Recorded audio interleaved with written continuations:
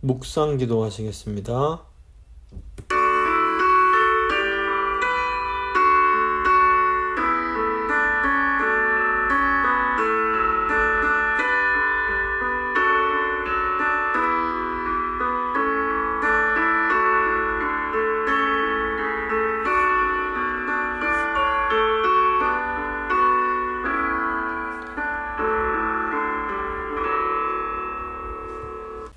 사도신경 고백합니다.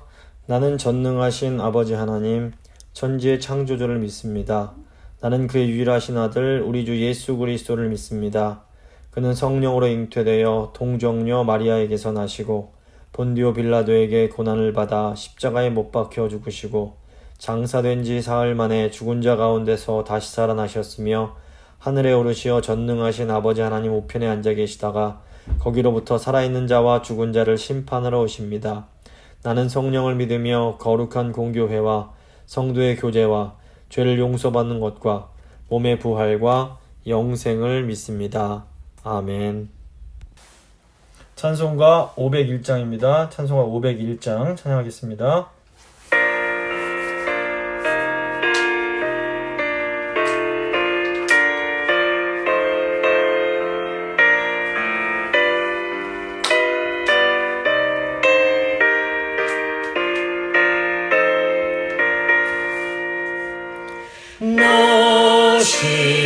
시온아 이 소식 전파하라 영광의 주 참 빛이 되신다 만 백성을 이 밝은 빛에 모아 영원한 구원 주려 하신다 이 기쁜 소식 곧 전하라 구원의 소식을 널리 전하라 죄 사슬에 얽매여 있는 사람 하도 많아 다 셀 수 없구나 이 형제들 다 건져내기 위해 주 예수 복음 널리 알리자 이 기쁜 소식 곧 전하라 구원의 소식을 널리 전하라 온 세상에 너 크게 외치어라 하나님은 참 사랑이시다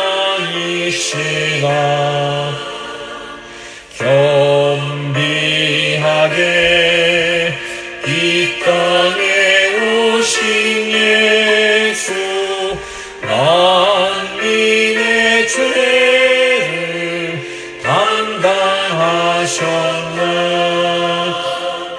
이 기쁜 소식 곧 전하라 구원의 소식을 널리 전하라 내 자녀도 이 복음 전파하라 늘 기도와 온 죄물 드려서 이 복음을 너 힘써 전파하면 영광의 상을 내가 받으리 이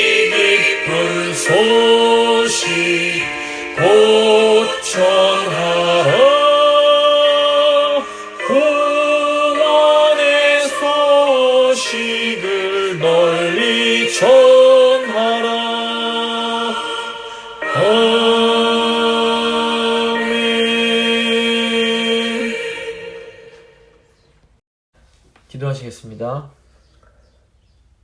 거룩하신 하나님 아버지 감사합니다. 오늘도 저희를 너무 사랑하셔서 저희를 위하여 말씀을 주시기 위하여 이 시간 이 자리로 불러주신 것 감사합니다.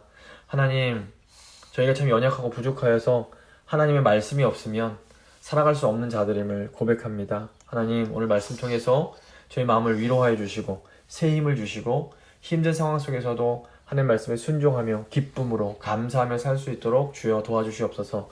성령 하나님, 특별히 말씀 들으시는 성도들 한 분 한 분 가운데 강하게 역사하셔서 그 마음 가운데 깨달음이 있게 하시고 또 그 하나님 힘주셔서 말씀에 순종할 수 있는 그런 성도님 되실 수 있도록 이 시간 함께 하여 주시옵소서. 시작하는 시간이 오니 마치는 시간까지 지켜주실 줄 믿고 감사드리며 귀하신 우리 주 예수 그리스도의 이름으로 기도합니다. 아멘. 오늘 주신 하나님 말씀은 역대상 16장 1절입니다. 역대상 16장 1절 말씀 제가 봉독해 드립니다. 하나님의 궤를 메고 들어가서 다윗이 그것을 위하여 친 장막 가운데 두고 번제와 화목제를 하나님께 드리니라. 아멘. 오늘은 역대기 14번째 시간 역대상 16장을 한번 함께 공부하고 기도하도록 하겠습니다. 지난주에 저희가 다룬 역대기 15장은 이제 언약궤가 예루살렘으로 이제 들어오는 내용이었습니다. 언약궤는 하나님의 임재와 통치를 상징합니다. 언약궤가 이스라엘의 중심인 예루살렘으로 옮겨졌다라는 것은 하나님의 임재와 통치가 이제 이스라엘의 중심이 되었음을 의미합니다. 다윗 왕은 처음에는 인간적인 방법으로 언약궤를 옮기고자 합니다. 아무리 의도가 좋다 해도 하나님을 섬길 때에 인간적인 방법으로 하면 그 방법은 성공할 수가 없습니다. 그래서 하나님의 일은 하나님을 경외하는 마음으로 하나님께서 가르쳐 주신 방법대로 해야만 성공하고 형통할 수가 있게 됩니다. 다윗은 언약궤를 다시 예루살렘 성으로 옮기기 위해서 거처를 준비하고 제사장과 레위인들을 성별시킵니다. 율법에 따라 레위인들이 언약궤를 어깨에 메고 옮길 때에 하나님께서 레위인들을 도와주셨고 결국 모든 이스라엘 백성들이 큰 기쁨을 경험할 수 있게 됩니다. 오늘날 언약궤를 위한 거처를 준비한다라는 것은 우리 마음에 하나님의 자리를 마련하는 것이라고 할 수 있습니다. 또 오늘날 모든 성도가 영적 제사장이요 레위인들이기 때문에 이 제사장과 레위인들을 성별케 하고 궤를 운반했다라는 것은 그 성도들이 사랑의 마음으로 서로의 연약함과 죄를 덮어주고 아주 조심스럽게 인격적으로 성도들을 섬기는 것과 같다라고 볼 수 있습니다.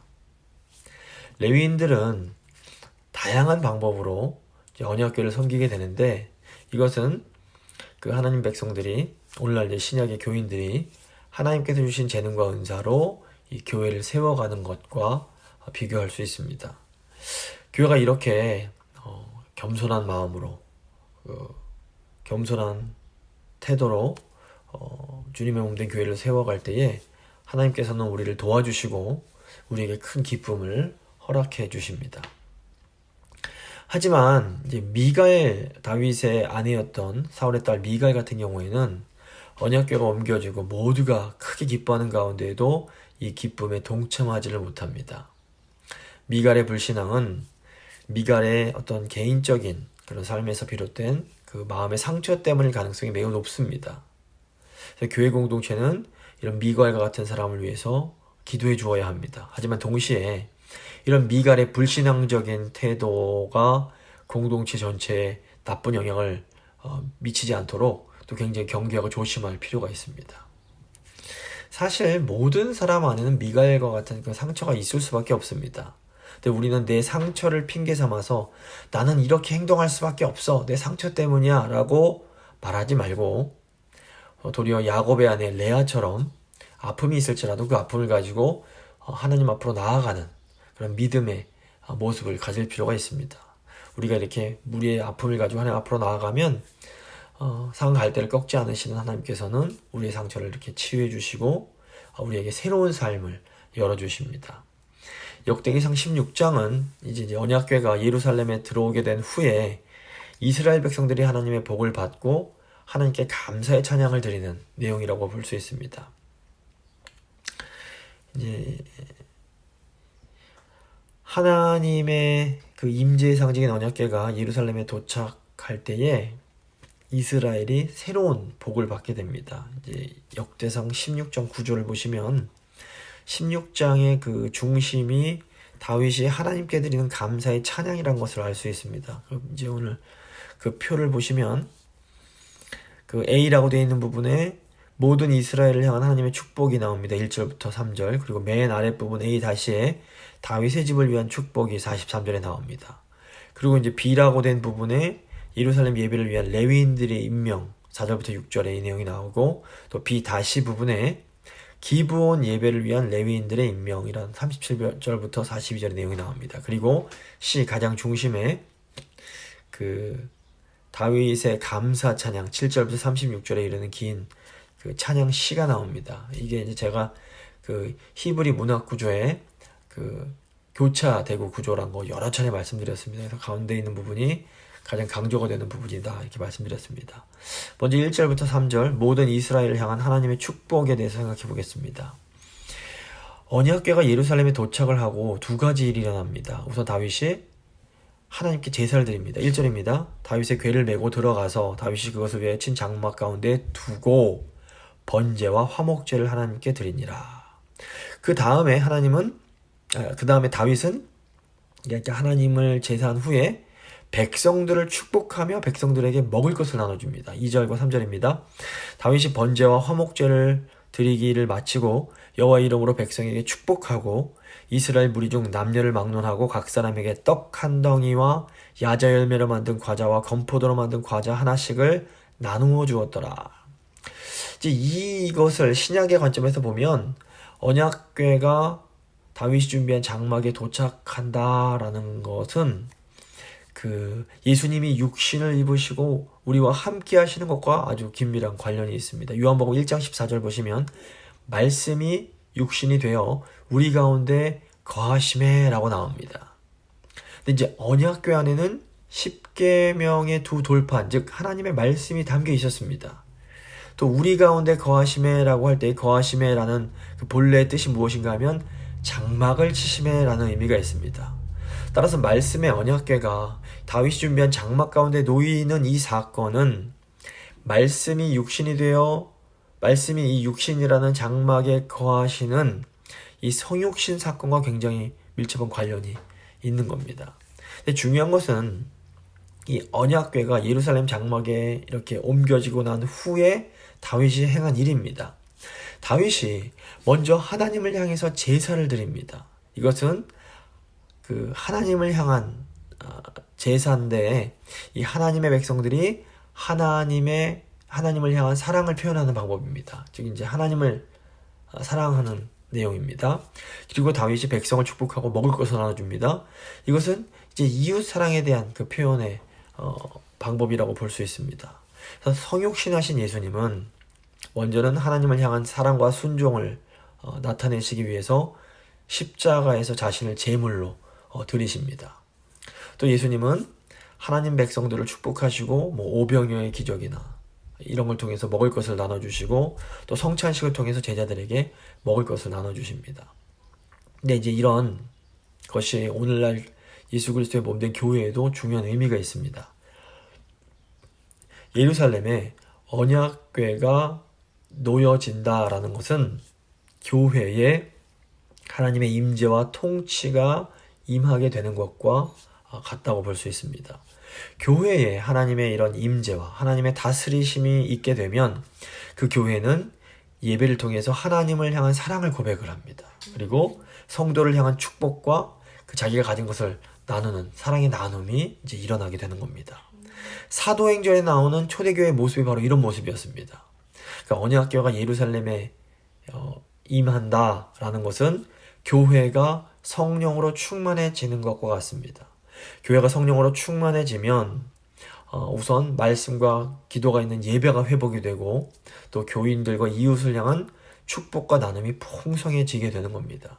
교회가 성령으로 충만해지면 이 결국 교회를 통해서 이 교회 바깥에 있는 이 세상이 하나님의 풍성한 복을 받게 되므로 하나님의 그런 뜻이 이루어지게 되는 겁니다. 4절과 6절 보시면 예루살렘 예배를 위한 레위인들의 임명이 나옵니다. 4절입니다. 또 레위 사람을 세워 여호와의 궤 앞에서 섬기며 이스라엘 하나님 여호와를 칭송하고 감사하며 찬양하게 하였으니, 다윗은 이제 레위인들을 세워서 언약궤 앞에서 섬기게 합니다. 이 언약궤 앞에서 하나님을 섬기는 일은 크게 칭송하고 감사하고 찬양하는 이 세 가지 모습으로 나타납니다. 첫째로 하나님을 섬기는 것은 하나님을 칭송하는 것입니다. 그래서 칭송한다라는 것은 기리다, 기억한다라는 의미가 있습니다. 하나님을 섬기는 일의 첫 번째 단계는 하나님께서 우리에게 행하신 은혜를 기억하는 것에서 시작이 됩니다. 예수님도 성찬식에서 떡을 떼주시면서 이걸 행할 때마다 나를 기념하라, 기억해라 이렇게 말씀하십니다. 그래서 우리가 매주일 모여서 예배를 드리는 중요한 이유 중 하나가 하나님께서 우리에게 베풀어 주신 그 은혜를 잊지 않고 기억하기 위해서입니다. 그래서 우리는 반복하지 않으면 금세 망각해버리는 존재입니다. 따라서 계속해서 반복적으로 하나님이 우리에게 베풀어 주신 은혜를 기억하는 것이 너무너무 중요합니다. 둘째로 하나님을 섬긴다라는 것은 감사하는 겁니다. 감사는 우리가 하나님께 받은 은혜를 기억하면 자연스럽게 일어나는 반응입니다. 우리 삶에 감사가 있다면 그것은 우리가 하나님이 우리에게 베풀어 주신 은혜를 기억하고 있음을 의미합니다. 근데 만약에 우리 삶에 감사가 사라졌다, 불평이 나오기 시작한다, 그것은 우리가 하나님께 받은 은혜를 망각했다는 증거입니다. 똑같이 하나님을 섬겨도 감사 가운데 섬기는 것은 복음의 행동입니다. 하지만 하나님을 섬길 때 감사하지 못하고 어떻게 보면 의무적으로 이렇게 의무감에서 억지로 섬기는 것은 이건 율법의 행동이 되는 겁니다. 그래서 내가 감사하며 섬기면, 이 감사하며 섬겨도 힘든 건 힘이 든 겁니다. 하지만 힘들어도 기뻐할 수 있습니다. 그런데 감사하지 못하고 이렇게 억지로 의무감에서 섬기게 되면 이게 자꾸 불평불만하게 되고 다른 사람을 원망하게 되기 쉽습니다. 그렇기 때문에 내 안에 감사가 사라졌다면 먼저 하나님이 나에게 베풀어 주신 그 은혜를 기억하는 것으로 빨리 돌아갈 필요가 있습니다. 셋째로 하나님을 섬기는 것은 찬양하는 것입니다. 여기서 찬양은 단순히 우리가 노래로 하나님을 높이는 것만 해당하는 것이 아닙니다. 하나님께서 우리에게 주신 재능과 은사로 하나님을 높이는 것은 다 하나님을 찬양하는 것에 해당합니다. 그래서 다윗은 레위인들의 재능과 은사에 따라서 다양한 방법으로 하나님을 찬양하게 해줍니다. 5절입니다. 아삽은 우두머리요, 그 다음은 스가랴와 여이엘과 스미라목과 여히엘과 마띠디아와 엘리압과 분하야와 오베데돔과 여이엘이라. 비파와 수금을 타고 아삽은 재금을 힘있게 치고 제사장 분하야와 아하시엘은 항상 하나님의 언약궤 앞에서 나팔을 부니라. 그러니까 어떤 레위인은 비파와 수금을 탔습니다. 또 어떤 레위인은 재금을 힘있게 치고 어떤 레위인은 언약궤 앞에서 나팔을 붑니다. 그러니까 교회는 하나님이 우리에게 주신 은사에 따라서 다양하게 하나님을 찬양하는 곳입니다. 그러니까 목회자 같은 경우에는 말씀 증거를 통해서 하나님을 찬양합니다. 장로님들은 지혜롭게 교회를 돌봄으로 하나님을 찬양하고, 성가대는 아름다운 목소리로 하나님을 찬양하고, 어떤 성도님들은 뛰어난 음식 솜씨로 하나님을 찬양하고, 어떤 성도들은 교회를 이렇게 아름답게 가꿈으로 하나님을 찬양하고, 또 어떤 성도들은 어린이들을 잘 돌봐주고 가르침으로 또 하나님을 찬양할 수가 있는 겁니다. 이제 7절부터 36절 보시면 다윗의 감사 찬양이 나옵니다. 이 다윗의 시는 언약궤가 이스라엘의 삶의 중심에 이제 도착하게 됨을 축하하는 찬양시라고 할 수 있습니다. 7절입니다. 그날에 다윗이 아삽과 그의 형제를 세워서 먼저 여호와께 감사하게 하여 이르기를.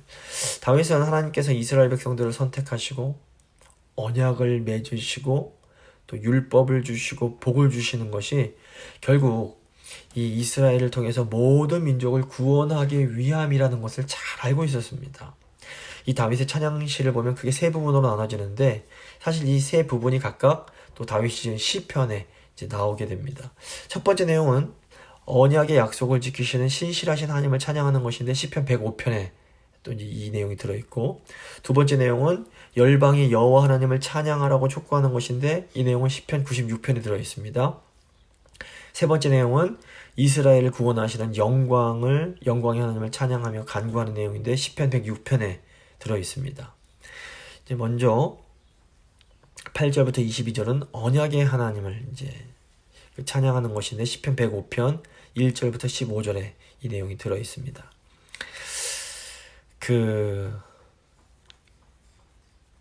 이 첫 번째 시는 언약의 약속을 지키시는 하나님의 신실함을 찬양하는 내용으로 8절부터 13절 보시면 언약의 하나님을 찬양하라는 초청의 내용이 됩니다. 8절부터 13절 제가 한번 읽어드립니다. 너희는 여호와께 감사하며 그의 이름을 불러아뢰며 그가 행하신 일을 만민 중에 알릴지어다. 그에게 노래하며 그를 찬양하고 그의 모든 기사를 전할지어다. 그의 성호를 자랑하라. 여호와를 구하는 자마다 마음이 즐거울지로다. 여호와와 그의 능력을 구할지어다. 항상 그의 얼굴을 찾을지어다. 그의 종 이스라엘의 후손 곧 택하신 야곱의 자손 너희는 그의 행하신 기사와 그의 이적과 그의 입의 법도를 기억할지어다. 계속 이렇게 뭐뭐 해라 하면서 이렇게 찬양해라 이렇게 권면을 합니다. 또 특별히 10절부터 11절 보시면 여호와를 구한다라는 말이 3번 반복이 됩니다. 근데 여호와 하나님을 구하고 찾는다라는 이 주제가 역대기의 아주 중요한 주제임을 저희가 알 수 있습니다. 그래서 하나님을 구한다라는 것은 하나님만 신뢰하며 의지했던 다윗의 모습이었습니다. 그러니까 저희가 모르는 옆집 아저씨가 뭐 힘이 세고 뭐 강하다고 해도 우리는 그 아저씨를 믿고 신뢰할 수가 없습니다. 하지만 힘있고 강한 사람이 나를 사랑하는 우리 아버지라면 우리는 그 아버지를 마음껏 의지하고 신뢰할 수가 있습니다. 다윗이 하나님을 여호와 하나님을 신뢰하고 의지할 수 있었던 것은 하나님께서 이스라엘과 맺으신 언약이 있었기 때문입니다. 지금 우리가 여호와 하나님을 신뢰하고 의지할 수 있는 것은 하나님께서 예수님 안에서 우리와 새 언약을 맺으시고 친히 우리의 아버지가 되어 주셨기 때문에 이게 가능한 겁니다. 14절부터 18절입니다. 그는 여호와 우리 하나님이시라. 그의 법도가 온 땅에 있도다. 너희는 그의 언약 곧 천대에 명령하신 말씀을 영원히 기억할지어다.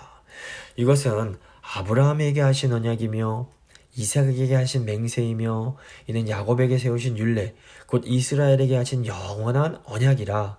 이르시기를 내가 가나안 땅을 내게 주어 너희 기업의 지경이 되게 하리라 하셨도다.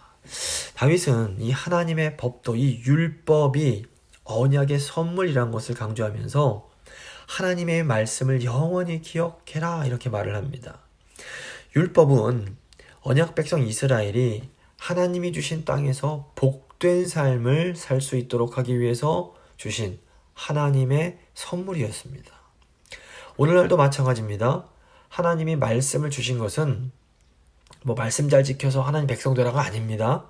하나님께서 말씀 주신 것은 새 언약 백성인 우리가 이미 구원받은 우리가 하나님이 주신 땅에서 복되고 형통한 삶을 살 수 있게 하기 위함입니다.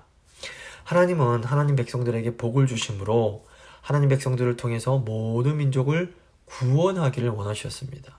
그러니까 이스라엘이 모든 민족을 복주고 구원하는 이 제사장 나라, 복의 통로의 역할을 감당하려면 무엇보다 이 약한 사람들의 마음을 이해할 수가 있었어야 됩니다. 그래서 하나님께서 이스라엘 민족을 그 애굽에서 오랜 기간 동안 종살이를 시키신 이유 중 하나가 바로 이거였습니다. 19절부터 22절입니다. 그때에 너희 사람 수가 적어서 보잘것없으며 그 땅에 객이 되어 이 민족에게서 저 민족에게로 이 나라에서 다른 백성에게로 유랑하였도다. 여호와께서는 사람이 그들을 해하기를 용납하지 아니하시고 그들 때문에 왕들을 꾸짖어 이르시기를 나의 기름 부음 받은 자에게 손을 대지 말며 나의 선지자를 해하지 말라 하셨도다. 하나님께서 선택한 자기 백성 이스라엘을 이 노예살이라는 그 고난을 주십니다. 이것은 이 고난을 통해서 그들을 겸손하게 만들기 위해서였습니다. 하지만 하나님은 이스라엘 백성들이 노예살이를 하는 그동안에도 그들을 눈동자처럼 지켜주십니다. 이 시대 하나님 백성들에게도 모든 민족, 모든 열방을 구원해야 할 책임이 있습니다. 그러기 위해서 우리는 반드시 약한 사람들의 마음을 이해할 수 있어야 됩니다. 교만하면 제사장 나라가 될 수가 없습니다. 하나님은 하나님 백성들이 우리를 겸손하게 하시려고 때로 우리에게 고난과 시련을 주실 수 있습니다. 하지만 중요한 것은 우리가 그 고난을 받는 중에도, 우리가 하나님의 훈련을 받는 중에도 하나님은 우리를 눈동자처럼 지켜주신다라는 것입니다. 이제 두 번째 부분이 됩니다. 그 열방을 통치하시는 하나님에 대한 내용으로 23절부터 33절입니다. 이 내용은 시편 96편 1절부터 13절에 또 들어있습니다. 이 두 번째 부분은 열방으로 하여금 여호와 하나님께 찬양하라 이렇게 촉구하는 겁니다. 23절부터 32절은 계속해서 모든 민족으로 하여금 여호와 하나님께 돌아와서 하나님을 찬양하며 하나님께 영광을 돌려라 이렇게 촉구하는 내용입니다. 23절부터 27절입니다. 온 땅이여 여호와께 노래하며 그의 구원을 날마다 선포할지어다. 그의 영광을 모든 민족 중에, 그의 기이한 행적을 만민 중에 선포할지어다. 여호와는 위대하시니 극진히 찬양할 것이요 모든 신보다 경유할 것이며 만국의 모든 신은 헛것이나 여호와께서는 하늘을 지으셨도다. 존귀와 위엄이 그의 앞에 있으며 능력과 즐거움이 그의 처소에 있도다. 언약궤가 예루살렘에 옮겨진 후에 다윗은 열방 가운데서 하나님이 찬양과 존귀를 받으셔야 된다라고 이렇게 찬양을 합니다. 이것은 하나님의 나라 이스라엘이 존재하는 이유가 모든 하나님을 떠난 민족들을 하나님께로 돌아오게 하는 제사장 나라가 되는 것이라는 것을 분명하게 또 보여줍니다. 28절부터 30절입니다. 여러 나라의 종족들아 영광과 권능을 여호와께 돌릴지어다. 여호와께 돌릴지어다. 여호와 이름에 합당한 영광을 그에게 돌릴지어다. 제물을 들고 그 앞에 들어갈지어다. 아름답고 거룩한 것으로 여호와께 경배할지어다. 온 땅이여 그 앞에서 떨지어다. 세계가 굳게 서고 흔들리지 아니하는도다. 하나님께서 이스라엘을 선택하시고 이스라엘과 언약 맺으시고 이스라엘에 말씀 주시고 복을 주신 것은 결국 모든 민족을 하나님의 다스림 아래로 인도하도록 하기 위해서였습니다.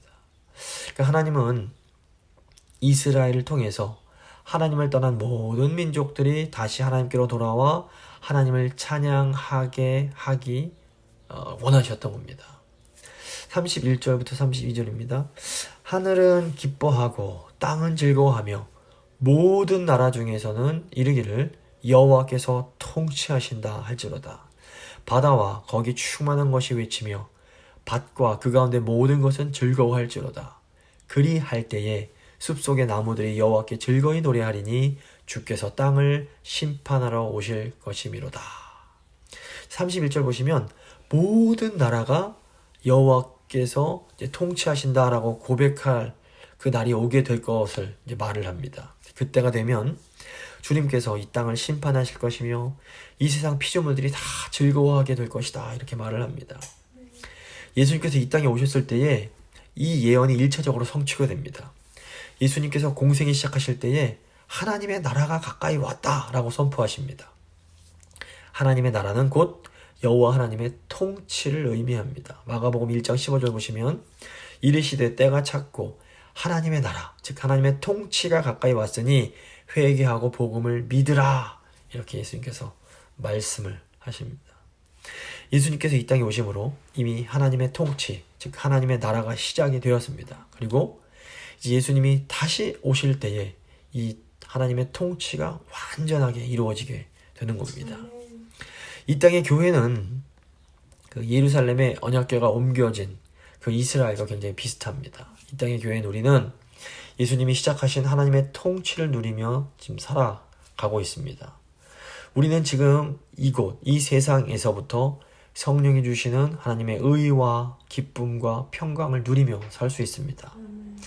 하지만 또 이 땅에서의 삶은, 이 땅에서의 우리의 삶은 아직 온전하지는 못합니다. 여전히 죄의 영향력이 있습니다. 그래서 교회인 우리는 예수님께서 다시 오심으로 하나님의 이 통치, 하나님의 나라를 완성해 주실 그때를 기다리면서 소망하면서 살아가는 겁니다.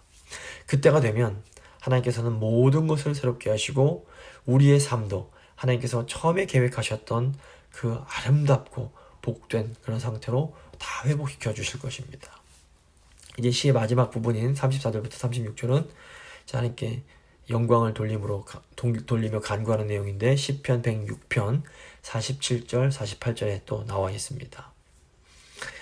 이 내용은 하나님께서 이스라엘 구원해 주시고 회복시켜 주실 것을 간구하는 내용입니다. 34절 36절입니다.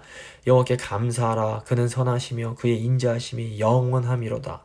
너희는 이르기를 우리 구원의 하나님이여 우리를 구원하여 만국 가운데에서 건져내시고 모으사 우리로 주의 거룩한 이름을 감사하며 주의 영광을 드높이게 하소서 할지어다. 여호와 이스라엘의 하나님을 영원부터 영원까지 송축할지로다 하며 모든 백성이 아멘하고 여호와를 찬양하였더라. 이 부분은 하나님께 구원을 간구하는 기도라고 볼 수 있습니다.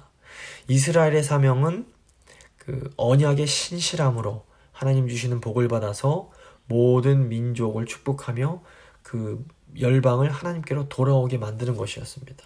그런데 이제 역대기가 지금 기록될 당시 하나님 백성들의 상태가 어떻습니까? 이스라엘 백성의 후손들인 이 유다 백성들은 바벨론의 포로로 끌려갔다가 이제 페르시아 지배 당시에 이제 다시 돌아와서 무너졌던 성전을 다시 이제 재건하고 겨우 이제 신앙생활을 이어가고 있었습니다. 물론 이제 이스라엘이 이렇게 이제 된 것은 이스라엘이 하나님 말씀에 불순종하여 언약을 깨뜨리고 우상을 섬긴 그 결과였다고 볼 수 있습니다. 하지만 이방 제국의 지금 통치를 받고 있던 이 유다 백성들에게 무엇보다 필요했던 것이 하나님께서 지금도 열방을 통치하고 계신 것을 이제 확신하는 것이었고, 또 하나님 백성으로서의 그 정체성을 다시금 이렇게 재확인하는 것이었습니다. 그래서 역대기의 저자는 하나님께서 과거에 이스라엘에게 행하셨던 그 놀라운 구원의 역사와 하나님의 약속을 기억하면서 이스라엘의 지금의 그 상태를 하나님께 아뢰드리며 간구를 하고 있습니다. 하나님께서 다시 하나님 백성들을 구원해 주실 것과 지금 이것저것으로 다 흩어져 버린 하나님의 백성들을 다시 만국으로부터 모아 주실 것을 기도하는 겁니다. 또 하나님께서 최고의 구원자이심을 보여주셔서 이스라엘이 오직 하나님께만 찬송과 영광을 돌릴 수 있게 해달라고 간구를 하고 있습니다. 그래서 역대상 16장의 시는 하나님께서 당시 유다 백성들에게 새로운 구원을 베푸심으로 하나님의 위엄과 또 이스라엘 백성들의 정체성이 다시 회복될 것을 간절히 간구하는 기도였습니다. 이런 의미에서 이 시는 오늘날에도 굉장히 중요한 의미가 있습니다. 하나님께서 우리 교회를 사랑하셔서 우리를 구원해 주시고 지금까지 이렇게 신실하게 인도해 주셨습니다.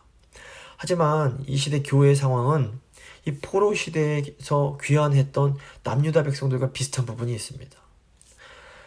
하나님을 위해서 정말 살고자 하지만 여러 가지 상황적인 어려움들이 우리에게 존재하는 겁니다. 하지만 하나님을 구하고 찾는 백성들에게는 반드시 소망이 있습니다. 이렇게 어려운 시기일수록 교회는 언약궤를 예루살렘으로 옮기고 불렀던 이 찬양시처럼 하나님께 간구할 필요가 있습니다. 우리도 하나님의 은혜를 기억하며 모든 민족을 축복해야 할 하나님의 백성으로서의 정체성을 회복하게 해주시고, 또 하나님이 주시는 놀라운 그 회복의 은혜를 받아 열방 가운데 하나님을 찬양하는 삶을 살게 해달라고 간절히 기도해야 됩니다. 이제 37절부터 42절 보시면 기본 예배를 위한 레위인들과 제사장의 임명이 나옵니다. 37절 38절입니다. 다윗이 아삽과 그의 형제를 여호와의 언약궤 앞에 있게 하며 항상 그 궤 앞에서 섬기게 하되 날마다 그 일대로 하게 하였고, 오베데돔과 그의 형제 68명과 여두둔의 아들 오베데돔과 호사를 문지기로 삼았고, 이 당시는 언약궤를 예루살렘으로 옮겼지만 아직 예루살렘 성전은 지어지지 않았을 때입니다. 당시는 아직 모세 성막이 기브온에 있었습니다. 39절부터 40절입니다. 제사장 사독과 그의 형제 제사장들에게 기브온 산당에서 여호와의 성막 앞에 모시게 하여 항상 아침 저녁으로 번제단 위에 여호와께 번제를 드리되 여호와의 율법에 기록하여 이스라엘에게 명령하신 대로 다 준행하게 하였고, 그러니까 레위인들에게는 언약궤 앞에서 섬기는 일 외에도 아직 기브온에 남아있던 모세의 성막에서 아침과 저녁으로 번제 드릴 때 여호와를 찬양하는 임무가 주어지게 됩니다. 이 역대하 5장을 보시면 솔로몬 왕이 예루살렘 성전을 드디어 완공한 후에 이제 기본에 있던 언약과 교회와 관련된 성막과 모든 기구들을 성전 안으로 이제 옮겨 오게 됩니다. 하지만 그때까지는 레위인들이 기브온에 있는 산당에서 하나님을 섬기는 일을 계속해야 했던 겁니다. 41절 1절과 42절입니다.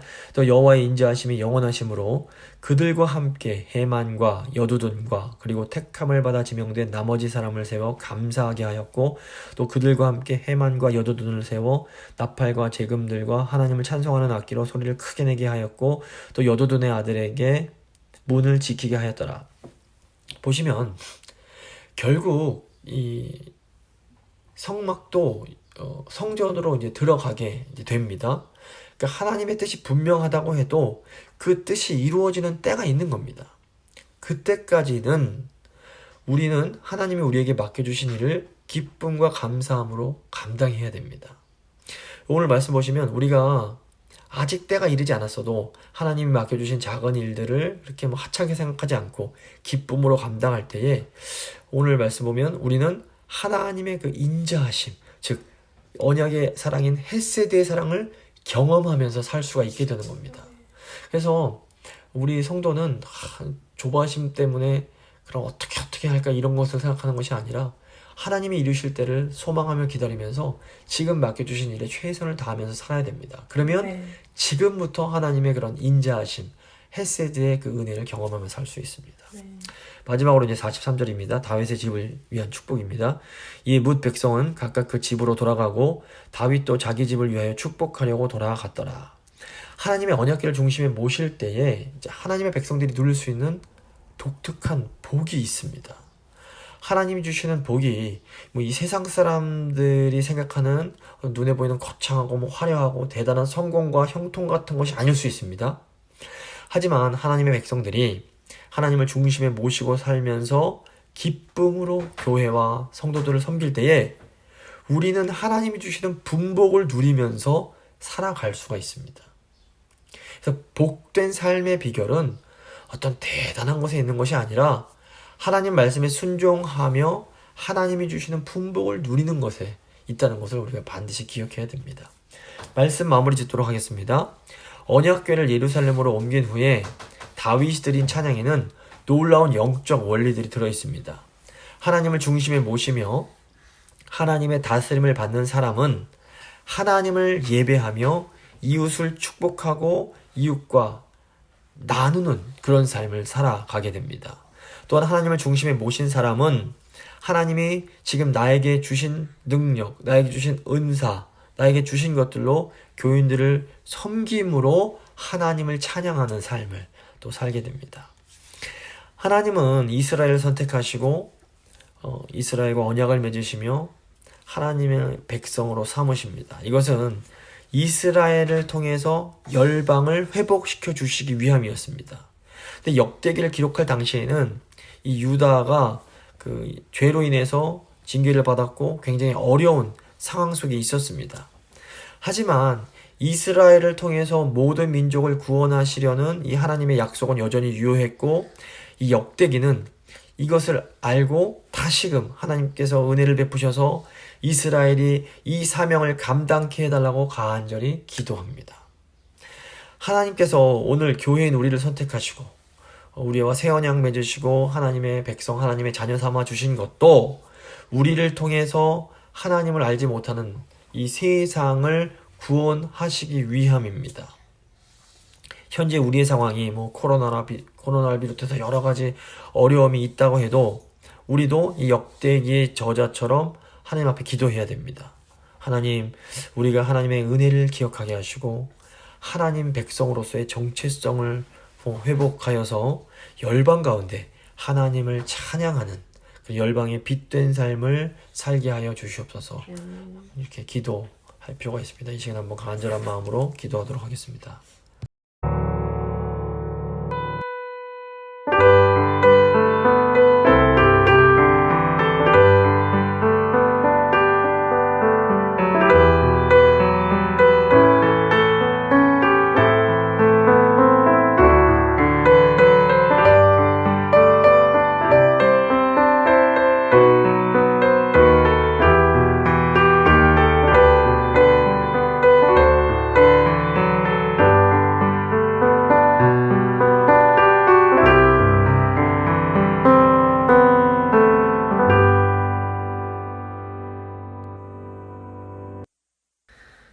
참 좋으신 하나님 감사합니다. 저를 하나님 백성 삼아 주시고 성령을 주심으로 저희가 언약궤를 우리 마음 가운데 모시고 살 수 있게 하신 건 너무 감사드립니다. 제가 언약궤를 우리 마음 중심에 모시고 살 때에 무엇보다 하나님을 향한 예배가 회복되게 하시고 이웃을 향해 풍성한 축복과 나눔이 회복될 수 있도록 주여 도와주시옵소서. 대단한 것을 하려고 하기보다는 저희가 지금 가진 것으로 하나님이 지금 저에게 주신 것으로 기쁨으로 우리 사랑하는 성도님들을 섬기며 감사하며 살아갈 수 있도록 주여 도와주시옵소서. 하나님, 비록 상황이 힘들고 어려울지라도 하나님, 저희가 하나님의 전능하심을 기억하며 또 하나님 저에게 주신 그 사명, 언약 백성으로서의 정체성, 복의 통로가 되고 제사장 나라가 되어 하나님을 모르는 사람들을 하나님께로 인도해야 하는 이 귀한 사명 늘 잊지 않게 하시고 하나님 주시는 그 능력으로, 하나님 주시는 힘으로 이 일 잘 감당하는 저희 교회가 될 수 있도록, 저희 모든 성도님들 되실 수 있도록 주여 함께하여 주시옵소서. 저희가 기쁨으로 이 사명 감당할 때 하나님, 저희가 하나님의 복을 받아서 하나님 주시는 분복을 누리는 삶을 이 땅 가운데서 누리며 살기를 소원합니다. 저희 성도님들 아버지, 코로나 상황 속에서 건강하게 지켜주시고 또 그 마음 가운데 기쁨과 감사함이 늘 넘칠 수 있도록 주여 늘 함께하여 주시옵소서. 하나님 사랑과 은혜에 감사드리며 귀하신 우리 주 예수 그리스도의 이름으로 기도합니다. 아멘. 찬송가 505장 찬양하겠습니다. 찬송가 505장입니다.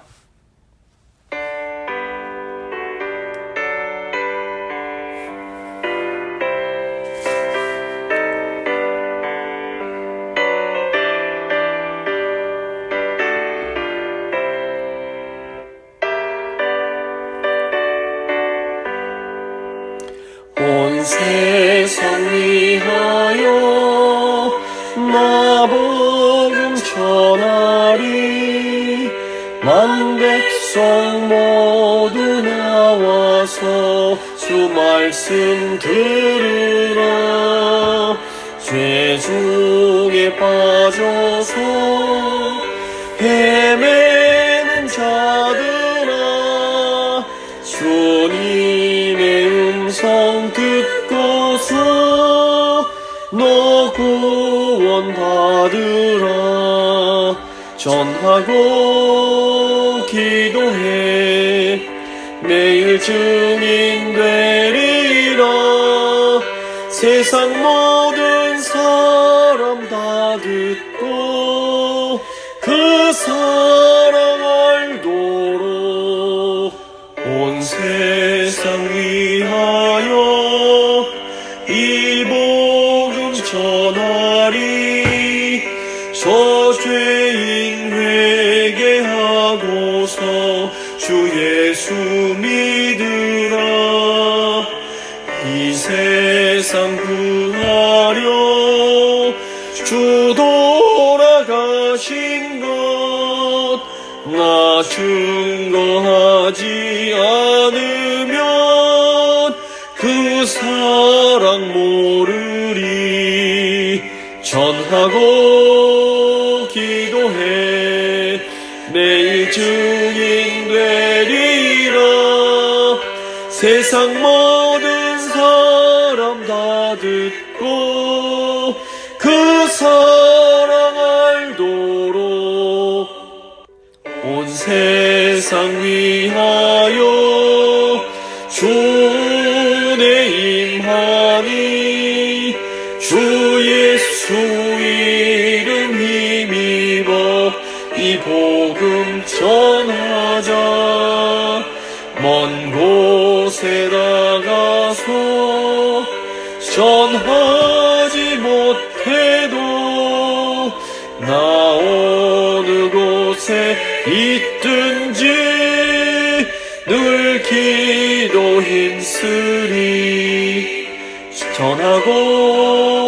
기도해 매일 주님 되리라 세상 모든 사람 다 듣고 그 사랑 알도록